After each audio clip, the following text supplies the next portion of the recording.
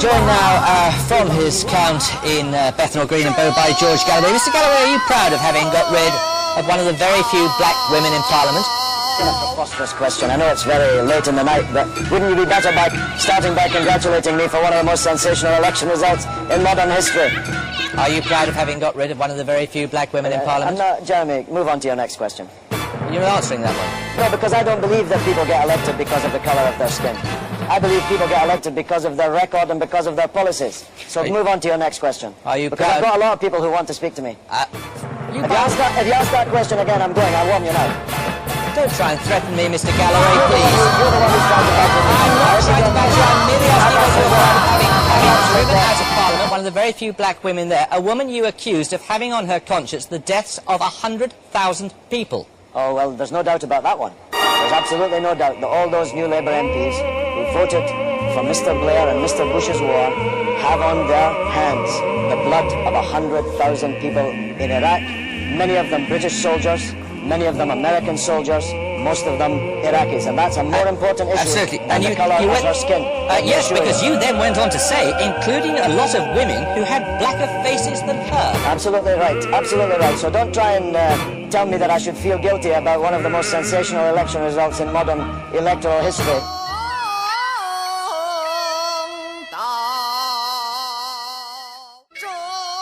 The word Iraq is carved on his political tombstone, as his name is carved on the tombstones of hundreds of thousands of people whose lives have been lost directly as a result of his decisions, his bizarre special relationship with the worst US president in history.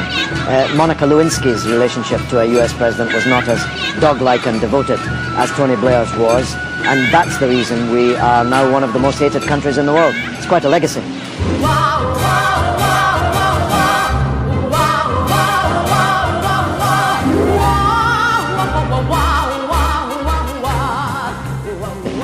You say that about the relationship with George Bush, but you heard him in that speech in Sedgefield. In his own words, take a look at the 10 years and make the point. He may have made wrong decisions, but he made decisions that he believed were right at that time. Do you not accept that? That's what every drunk driver gives as his alibi after he's mown down a crowd of people at a level crossing, that it was not his intention to bring about the carnage that eventually happened. We don't accept that as an alibi. If you get into the car drunk and drive at 100 miles an hour, you must expect something like that to happen. Joining me now is a man not known for sitting on the fence. He passionately opposed the invasion of Iraq, and now he feels that Hezbollah is justified in attacking Israel. The Respect MP for Bethnal Green is in our central London studio. A very good evening, good morning rather, to you, Mr. Galloway. How do you justify your support for Hezbollah and its leader, Sheikh Hassan Nasrallah? A preposterous way to introduce an item, and what a preposterous first question. 24 years ago, on the day my daughter was born, and I've just celebrated her 24th birthday, I had to dash to the maternity hospital to see her given birth from a mass demonstration in London against the Israeli invasion and occupation of Lebanon.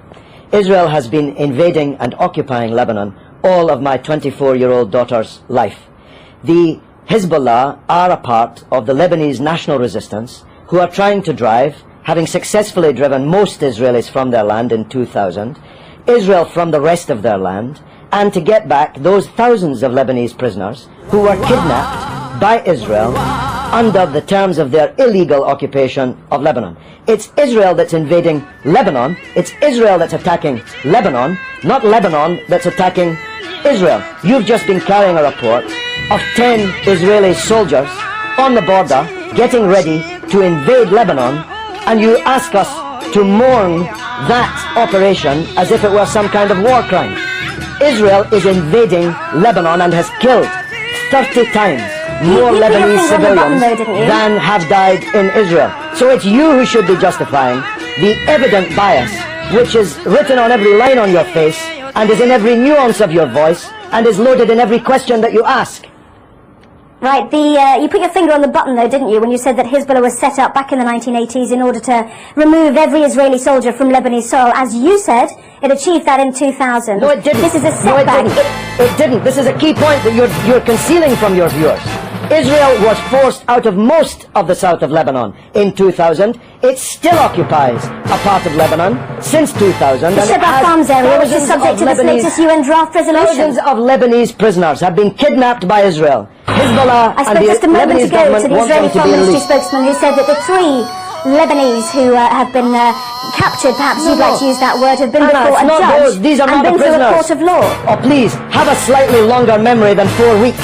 I'm talking about the thousands of prisoners taken during the 18 years of Israeli occupation, illegal occupation of South Lebanon. These are the prisoners that have to be released in exchange for the Israeli soldiers that were captured at the beginning of this wave of the crisis.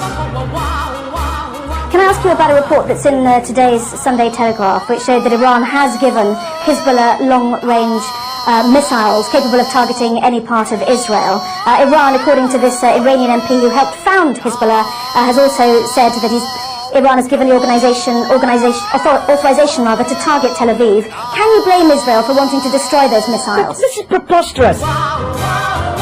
America has given Israel missiles that can target not just every city in Lebanon, but every city in the Arab and Muslim world, including Iran. Why should America be allowed to give long-range missiles to Israel, including hundreds of nuclear missiles, but Iran Because is it's not given it allowed to a give terrorist missiles? organisation. But they're not a terrorist organisation. Only in the mind of Rupert Murdoch's Sky and the Times and the Sun come and the on. News of the World. I'm going to They're stop not you a there, Mr. terrorist Galloway. organisation. Prescribed It's Israel terrorist that is a organisations. terrorist One man's terrorist state. is another man's freedom fighter. We know that perfectly well. In most people's eyes, they are deemed to be. They had a choice, didn't they? Let's understand this. They had a choice, like the IRA, to take on politics. Listen, Anna. I'm saying they had a choice to absorb the idea of politics. They've got 2 Hezbollah cabinet ministers. Anna, one man's terrorist is another man's freedom fighter. You are totally wrong in saying that in most people's eyes, Hezbollah are terrorists. In most people's eyes, Israel is a terrorist state. It's the fact that you cannot comprehend that fact that leads to the bias which runs through all of your reporting and every question that you've asked me in this interview.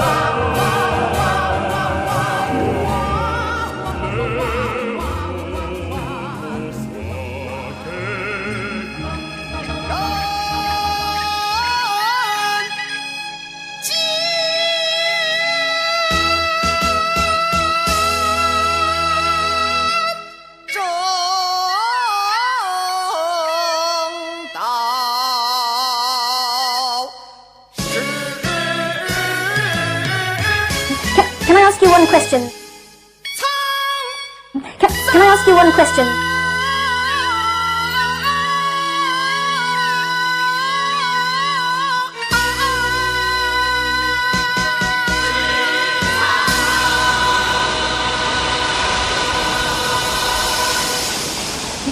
Can I ask you one question? And this war will continue until the overall settlement is reached. That settlement must mean Israeli withdrawal from all occupied territory that it currently holds since the war in 1967, the release of all political prisoners, and a state for the Palestinians with East Jerusalem as its capital. No justice, no peace. You're not going out of business as a newscaster in Jerusalem anytime soon, believe me.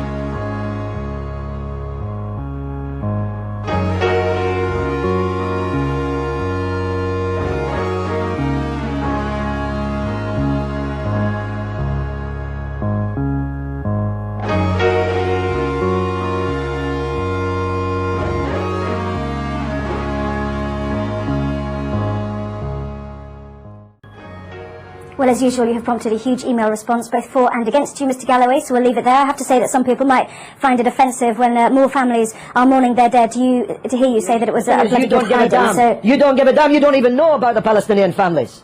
You don't even know that they exist.